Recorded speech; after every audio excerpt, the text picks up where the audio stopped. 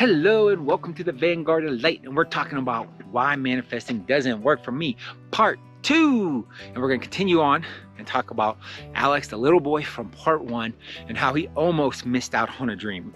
Almost missed out on a dream.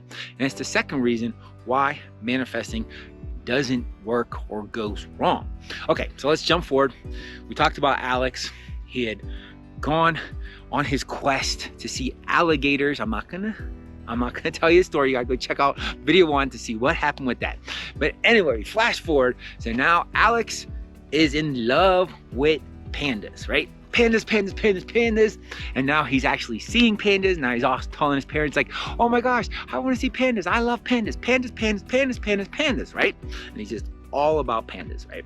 So his parents, being these fantastic, awesome parents, and they're like, they found out like there's gonna be this exhibit with pandas, right? But they also donated to this zoo that had these pandas, and because of that, they got invited to a special showing, oh my gosh, where you could pet baby pandas. I know, hello. And they're like, oh my gosh, this is such an amazing opportunity. And so they tell Alex, they're like, hey Alex, guess what? We've got something awesome to do with pandas. And he's like, yay, pandas! And he's like, we're gonna get to go and pet the baby pandas. But then Alex's face kind of fell. He got scared. And he's like, oh, okay, well, maybe we don't have to go. It's fine. I don't need to see pandas, and it's okay. We don't have to. And they're like, no, you love pandas. This baby pandas are gonna be amazing. He's like, oh, okay, right?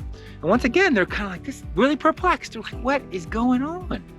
Like, he's gonna get to pet baby pandas. How cool is that? Come on, who wants to pet a baby panda? I want to pet a baby panda. That'd be so cool, right? But Alex wasn't too excited about that. He loved pandas, right? So lo and behold, he's kind of like, they're like saying like, oh, we're about to go, like each day gets like getting close, and he's like, okay, yay. He wasn't that excited, and their parents were still like, this is so weird, right?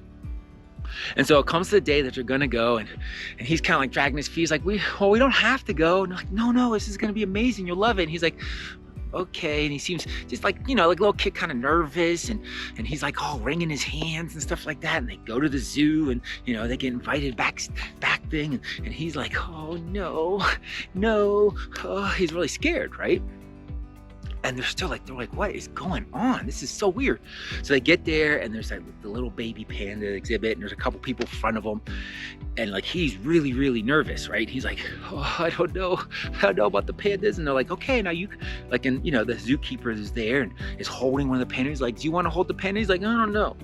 They're like, this is weird. I mean, what kid does not want to hold a panda, a baby panda? Come on, right? And he's like, maybe, I don't know, right?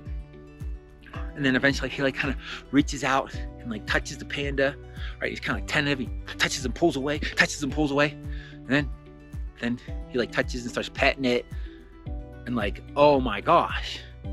He feels it soft and it's cuddly, and he like picks it up and he's cuddling and he loves it and he's so amazing. This is awesome. He's like, this is so good. And they're like, yeah, this is amazing. Like, before you're kind of scared. And he's like, yeah, because I thought they would bite me. I thought they would eat you and bite you just like alligators do. And then they realized of what happened, because he spent a year thinking that pandas were alligators, and his unconscious just programmed in that these pandas, which are actually alligators, because he spent a year studying, learning about alligators, and alligators are kind of, chomp. You don't necessarily pick up an alligator and snuggle with it, right? But the baby panda is something you could do that with. But his unconscious was like, no, alligators bite you. I'm afraid of alligators.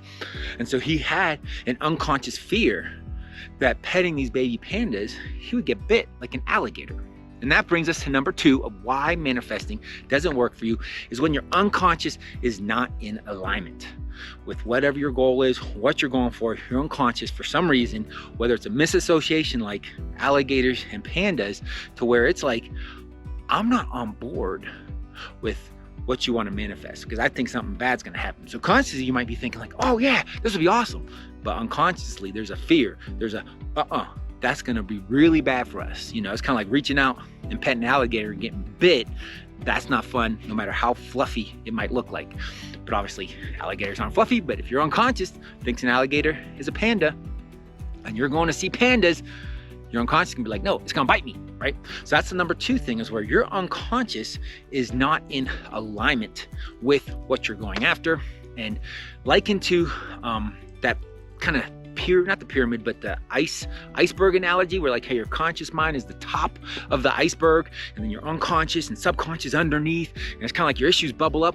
That's not an accurate representation. What actually is happening is like there's like a little circle. Think of a little circle, and that's your conscious mind. The little circle is your conscious mind, and then that ring around that little circle, that's your subconscious, and then this big giant circle is your unconscious mind. And everything that you experience in life comes through your unconscious mind. So if in your unconscious it's got these associations, and I call these death programs, the things that it does not want to go to, like poor little Alex had like a death program around his safety of like petting an alligator, which he thought was a panda. At least the unconscious got that wired up, and that was like kind of way influencing his experience, to where, you know, it's coming all through your unconscious, and then eventually your conscious mind gets it, and your conscious mind is not aware of all that's happening, especially stuff that your unconscious is hiding from you and saying like, hey, we just don't go here.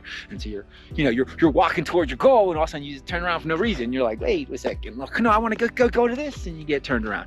Oh, wait, I want to go to this, and you get turned around. That's an unconscious program. So that's number 2 that messes with manifesting, where you might be thinking, I want this thing, this goal, this thing will be awesome, it's amazing, but your unconscious is not in alignment. And when your unconscious is not in alignment, that's like going up against a 30-foot gorilla. Good luck with that. You do not win. You might consciously want it, but if your unconscious doesn't want it, you're gonna have a hard time getting that thing. So with that, I have a program called Freedom Through Safety that basically takes these unconscious programs and uses your unconscious to do energy work, because your unconscious can operate at 400,000 bits per second versus your conscious mind 3 to 9. So you get 400,000 bits per second operating on your unconscious mind to start removing what I call death programs, places where your unconscious does not want you consciously to go. And if one of your goals is inside that death program, guess what? It's like fighting a 30-foot gorilla trying to get there. Your unconscious is not in alignment with what you want to manifest. And guess what? Manifesting doesn't work. So if you want to check out video 3, where Alex just started to crash, wasn't moving forward on his panda dream, check that out. And until we talk again, have a blessed day or a blessed night.